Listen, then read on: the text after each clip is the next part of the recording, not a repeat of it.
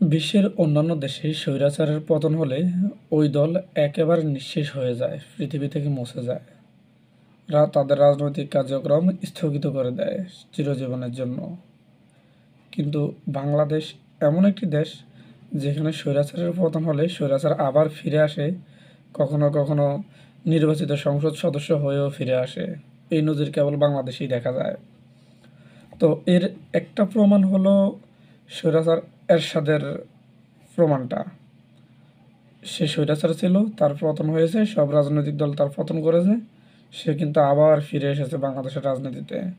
সে কয়েকবার সংসদ সদস্য হয়েছে এবং রাজনীতিতে তার শক্ত অবস্থান ছিল শেষ পর্যন্ত। এমনকি বাংলাদেশ আওয়ামী লীগেরও একই অবস্থা। তাদের পতন হয়েছে, তারা আবার ফিরে আসবে। আপনি বলতে পারেন আমি সম্ভবত অনুমানের উপর বলছি, কিন্তু অনুমানের উপর বলছি না, যথেষ্ট প্রমাণ আছে, দেখেন। আওয়ামী লীগ নিষিদ্ধ করার কথা বলে সেটির বিপক্ষে যে বিএনপির যে অবস্থান, সেটির জন্য তাদেরকে ধন্যবাদ জানাই। তার মনোবল চাঙ্গা আছে, সবার সাথে তিনি যোগাযোগ রক্ষা করছেন। আওয়ামী লীগের ইন্ডেমনিটি দেওয়া ফ্যাসিস্ট, এর একটি বড় প্রশ্ন। জননেত্রী শেখ হাসিনা যদি মনে করতেন তাহলে ক্ষমতায় থাকতে পারতেন, হয়তো আরো অনেক বেশি মানুষ মারা যেত। আমার সময় দুপুর 12টায় ওনার সাথে কথা হয় 5টায়। আওয়ামী লীগ ফিনিক্স পাখির মতো, আওয়ামী লীগ কখনো নিঃশেষ হবে না। আওয়ামী লীগ স্বমহিমায় ইনশাআল্লাহ বাংলাদেশের রাজনীতিতে অবশ্যই ফিরবে। এখানে আমাদের যে রাজনৈতিক দলগুলো, এগুলো হচ্ছে লেজুর ভিত্তিক রাজনীতি করে। বিএনপি বিপদে, আওয়ামী লীগের সাথে যাদের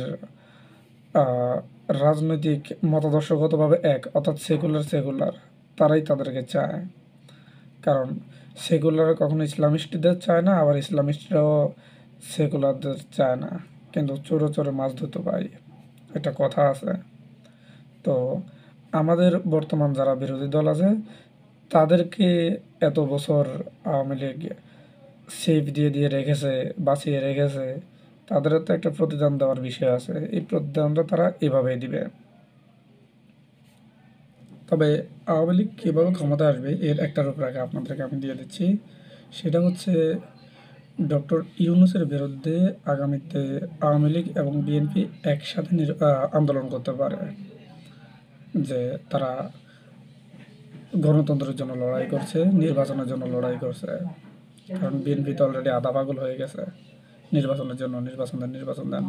একসময় তারা ডক্টর ইউনূসকে ফ্যাসিস্ট বানিয়ে দিতে পারে, যে উনি স্বৈরাচারী, উনি নির্বাচন দিচ্ছে না। তো এই প্রশ্নে এসে আওয়ামী লীগ বিএনপি এক হয়ে যাবে এবং আবার আওয়ামী লীগের পুনর্বাসন হবে, তারা রাজনীতিতে ফিরবে এবং এটা প্রায় নিশ্চিত। তো যাই হোক, একটা কথা হচ্ছে, আওয়ামী লীগ যদি কখনো ফিরে আসলে অবশ্যই এর ভোগ সবাইকে ভুগতে হবে। জামাত বলেন, বিএনপি বলেন বা অন্যান্য দল বলেন, সবারই পিঠে চামড়া ওঠানো হবে। কারণ আওয়ামী লীগ আওয়ামী লীগ কেন, যে কোনো দল যখন ক্ষমতায় থাকে না, ক্ষমতাহীন থাকে, তখন খুব নিরীহ থাকে। ক্ষমতায় থাকার পরই তাদের আসল রূপ দেখা যায়, যেমন বর্তমান বিএনপি বা অন্যান্য দল। কিন্তু আওয়ামী লীগ আবার যখন ক্ষমতায় আসবে তখনই তাদের আসল রূপ দেখা যাবে। কিন্তু আমরা এতটুকু ভীত হচ্ছি যে আওয়ামী লীগ শেখ হাসিনা বেঁচে থাকতেই যদি আবার ক্ষমতায় আসে, তাহলে দেখা যাবে যে পরবর্তী খেলা কী হয়। তো এই পর্যন্ত আমাদের দেখতে হবে, দেখা যাক কারা কী খেলা খেলে।